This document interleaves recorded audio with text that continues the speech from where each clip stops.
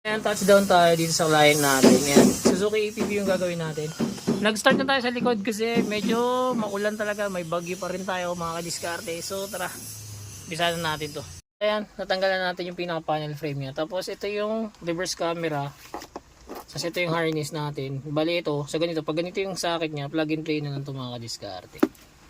So ayan, tapos na tayo mag-install mga kadiskarte. Ayan. 9 inches Android yung kinabit natin sa Suzuki APV. So ayan.